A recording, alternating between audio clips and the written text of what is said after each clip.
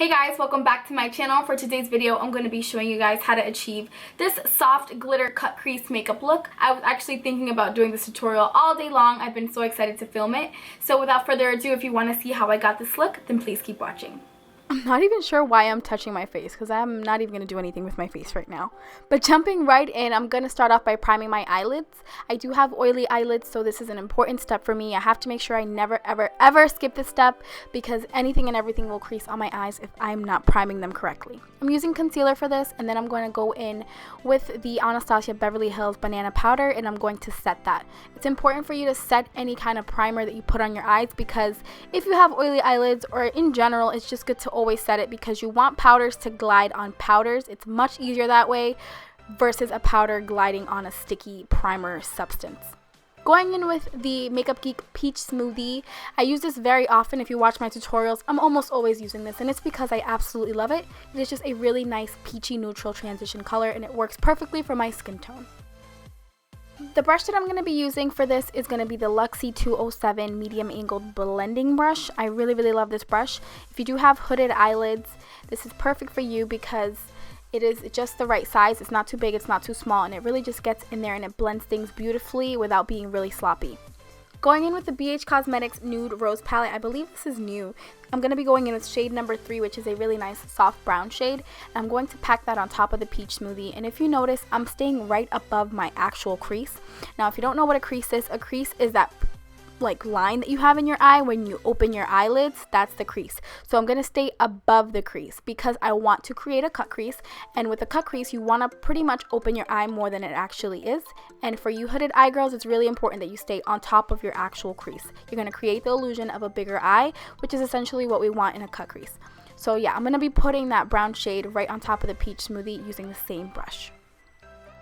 I'm going in with the Morphe M160 1/16 brush, which is a nice eyeliner style brush, and the Morphe Slick Cream Eyeshadow. I'm going to be creating the cut crease. So now I'm going to be going in small strokes and ever so slightly. You don't want to be too harsh on this step because you might create a line that you don't like, which is going to be a little bit harder to come off on top of the shadows that you already applied. So you want to go in small strokes and you want to start deepening it over time once you have a line that you're happy with. Now it's important that you use a cream eyeshadow if you're a beginner with cut creases because cut creases can be very harsh, and I see a lot of people use eyeliners, and that's kind of a big mistake, I think, because if you don't really know how to do them, cream eyeshadows are going to be much more forgiving, and I just feel like they're much easier to blend out too. Then I'm going to be taking a pencil brush, a pencil defining brush, and a brown eyeshadow. You can use any brown eyeshadow you have, and I'm just going to blend out that cream eyeshadow.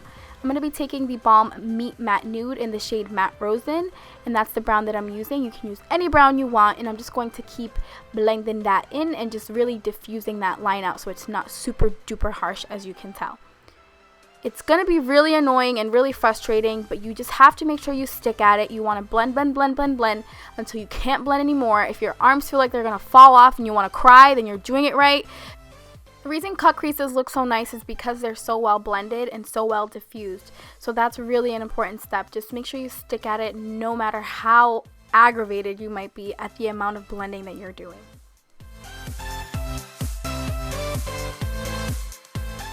Taking the blending brush that I was using earlier, I'm just going to go in and just diffuse the color out and up. I'm going to be taking the Ofra Pro palette that I got in my BoxyCharm this past month and going in with that bottom right hand color, which is the shade Smoke, I believe. It's just a nice taupey gray color, and I'm going to be going in and putting that on top of the colors that I've applied. I think that the contrast between the gray and the browns just makes it that much more smoky, and it just really looks very nice with what I have going on here. So I'm just going to be going in and just really blending that into the browns.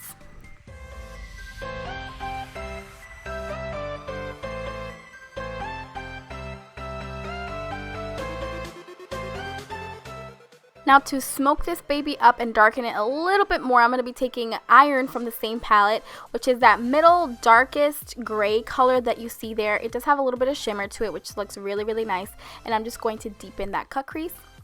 Then going in with the BH Cosmetics palette again, I'm going to be taking shade number 2, which is just a nice milky white color, and I'm just going to really pack that on my lid very, very intensely. I'm going to keep layering it till I get the most pigment out of that white, which is just going to create for a very, very nice cut crease. You want to make sure that the lid is very, very bright.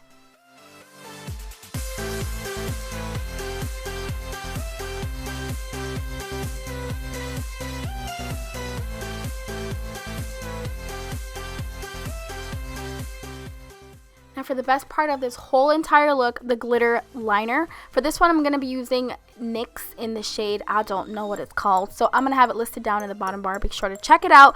It's the only gold one they have. I'm just going to be lining that cut crease. Girl, make it as precise as possible. Make sure you have a very steady hand. You don't want that glitter to go anywhere else but where it belongs, because then it's going to be so hard to come off. So just really line that up and make sure it dries. Don't move your eye, because if you have hooded eyes, that's going to transfer and then that glitter is going to go everywhere. So make sure you have a very steady hand and you really fan that off before you open and blink your eyes.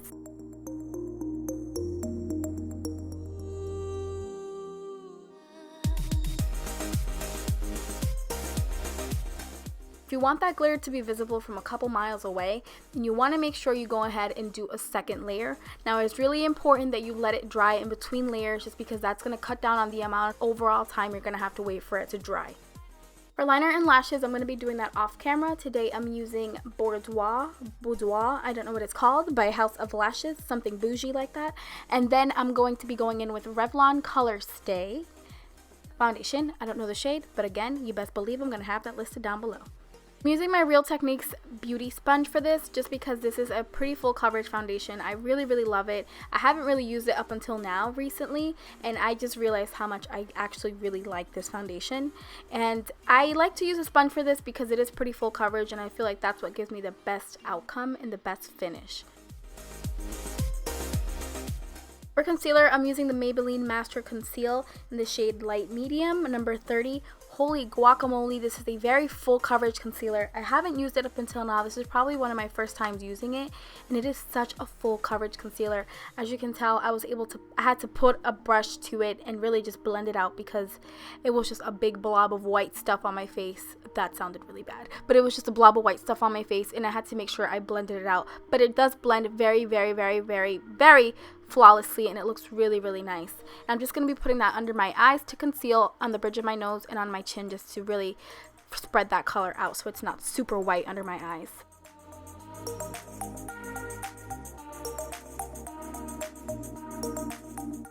Taking that same damp beauty sponge, I'm going to be taking some of the Coty Airspun powder, loose powder, and I'm going to be taking that and baking all the areas of my face where I had recently put that concealer.